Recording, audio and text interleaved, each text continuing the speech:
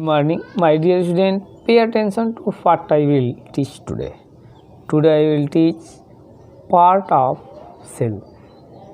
As you already know that, जैसे कि आप लोग जानते हैं पहले कि हम लोग प्रोकैरियोटिक और यूकैरियोटिक सेल के बारे में स्टडी कर लिए हैं। तो आज हम लोग स्टडी करेंगे यूकैरियोटिक सेल के पार्ट। तो cell contain two parts, living part and non living parts. Cell two part contain करता है, एक पार्ट जो कि लिविंग होता है और दूसरा नॉन लिविंग होता है। तो लिविंग पार्ट में हमारे सेल मेम्ब्रेन और प्लाज्मा मेम्ब्रेन आती है, ठीक है ना। क्या होता है भाई, लिविंग पार्ट में क्या आती है, सेल मेम्ब्रेन या प्लाज्मा मेम्ब्रेन होती है। क्या होती है, तो डायग्राम में देखिए देखते हैं यहाँ पर ध्यान से।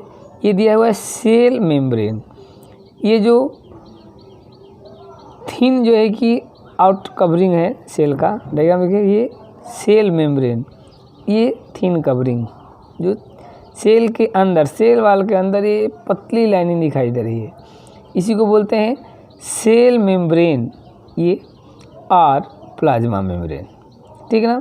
तो कि ये लिविंग पार्ट है सेल का।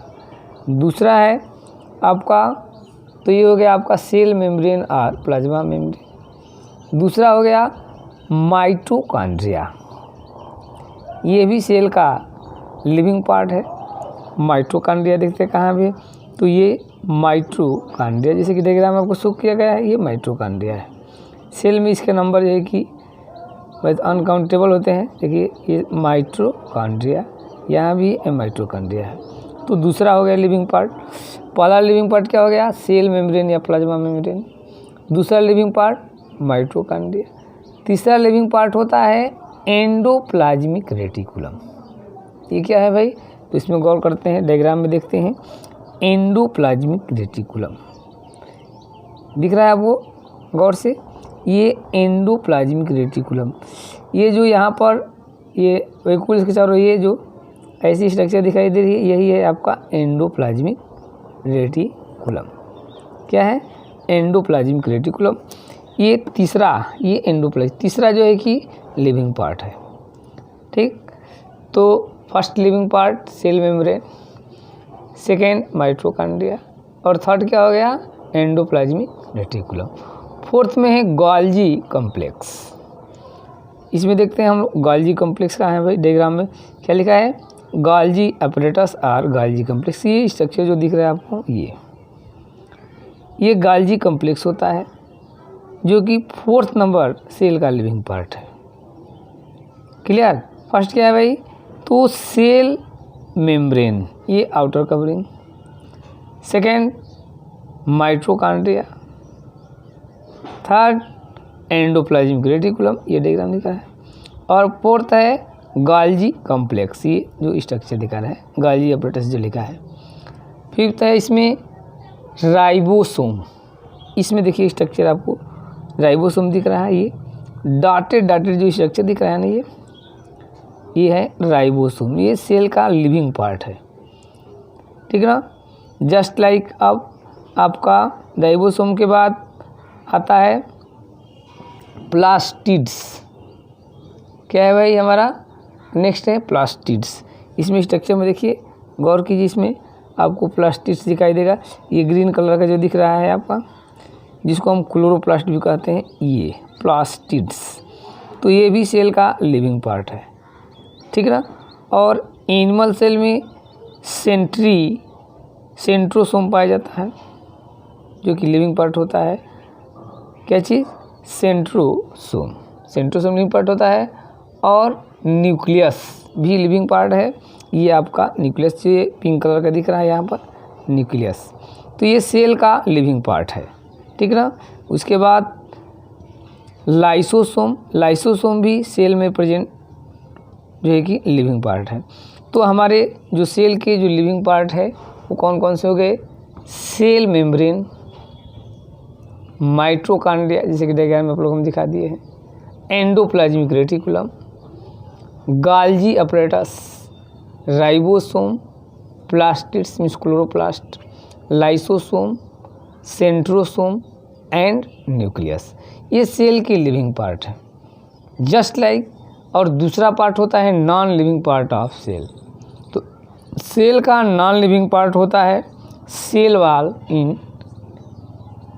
Wall in plant cell. Plant cell में सेल वॉल होती है। देखिए ये सेल है, इसके बाहर ये जो थिक लेयर है ग्रीन कलर का दिख रहा है ना, ये है आपका सेल वॉल। इसके ठीक अंदर ही होती है प्लाज्मा मेम्ब्रेन।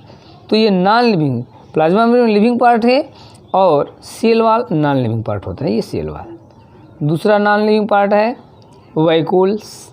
यहाँ पर देखिए आपको वैक्यूल्स दिख रहा है, ये बड़ी सी जो है कि ये आपका पिंक कलर का स्ट्रक्चर, इसमें ये वैक्यूल, ये नॉन लिविंग पार्ट है।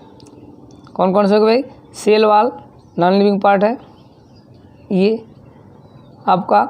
उसके बाद ये पिंक कलर का स्ट्रक्चर है वैक्यूल, ये नॉन लिविंग पार्ट है। और ग्रेनुल्स दाने के आकार के होते हैं इसमें, ग्रेन जो कि डॉट डॉट होते हैं, ये नॉन लिविंग पार्ट है। और फैट ड्रॉपलेट्स ये भी नॉन लिविंग पार्ट है। तो नॉन लिविंग पार्ट में आपके cell wall in plant cell, cell wall केवल प्लांट सेल में प्रेजेंट होती है, एनिमल सेल में नहीं होती है। दूसरा वैक्यूल्स है, थर्ड नंबर है ग्रेनुल्स और फोर्थ नंबर है फैट ड्रॉपलेट्स, ये नॉन लिविंग पार्ट है। अब हो गए तो ये सेल के आपके दो main part, living and non living part. अब हम देखते हैं कि बेसिक स्ट्रक्चर आपसे सेल का बेसिक स्ट्रक्चर क्या है, सेल बेसिकली क्या क्या कंटेन करती है पार्ट। तो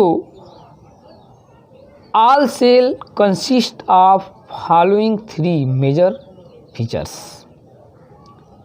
जो मैंने लगभग सभी सेल, ऑल सेल क्या कंटेन करती है, तो 3 मेन पार्ट कंटेन करती है। पहला क्या होता है भाई? सेल मेम्ब्रेन और प्लाज्मा मेम्ब्रेन, जो कि हम डायग्राम में देख चुके हैं। सेल मेम्ब्रेन ये पतली जो है कि कवरिंग होती है सेल वॉल के ठीक भीतर। ये सभी प्लांट सेल हो या एनिमल सेल हो, इसमें ये प्रेजेंट रहती हैं। क्या होती हैं? सेल मेम्ब्रेन, ये पतली सी लाइनिंग, या इसको हम प्लाज्मा मेम्ब्रेन करते हैं। देखिए गौर से डायग्राम एकदम क्लियर दिख रहा है, ये सेल मेम्ब्रेन, ठीक है। ये हो गया आपका मेन फीचर। सेकंड है न्यूक्लियस। ऑल सेल में ये पिंक कलर दिख रहा है, न्यूक्लियस होता है, न्यूक्लियस ये दिख रहा है आपको, न्यूक्लियस। और थर्ड जो है कि है साइटोप्लाज्म। तो सेल वॉल और न्यूक्लियस को छोड़कर जो भी ये रेस्ट पार्ट सेल में बचता है, ये जो है कि आपका सेल का जो है कि मेन पार्ट होता है। तो all cell contain mainly 3 structures, से plasma membrane, clear, plasma membrane contain करता है, न्यूक्लियस कंटेन करता है और साइटोप्लाज्म। तो सभी एनिमल सेल हो या प्लांट सेल हो, इसमें 3 पार्ट्स ये मेन हैं। कौन कौन है? तो cell membrane, plasma membrane, nucleus and cytoplasm. और जो है कि सेल के बारे में कुछ डिटेल्स जो है कि आपको हम बताने जा रहे हैं, उसको गौर से देखिए। पहला कह रहा है कि सेल, द सेल मेम्ब्रेन और plasma membrane is outer selectively permeable protective covering of the cell. जो प्लाज्मा मेम्ब्रेन या सेल मेम्ब्रेन है वो आउटर कवरिंग होती है, जैसे कि हम डायग्राम में दिखाए हैं आप लोगों को, ये आउटर कवरिंग है। तो कह रहा है कि द सेल मेम्ब्रेन और प्लाज्मा मेम्ब्रेन और outer covering selectively, selected material ही प्लाज्मा मेम्ब्रेन से अंदर आते हैं या बाहर जाते हैं। सभी मटेरियल नहीं थे, सेलेक्टिवली परमिएबल होता है या protective covering of the cell. ये सेल को प्रोटेक्ट करता है। तो सेल मेम्ब्रेन क्या है? सेलेक्टिवली परमिएबल होता है, सेलेक्टेड मटेरियल इसके अंदर आते हैं और प्रोटेक्टिव कवरिंग है, फर्स्ट पॉइंट। सेकेंड करा है कि the cytoplasm lied inside the plasma membrane and contain a number of cell organelles.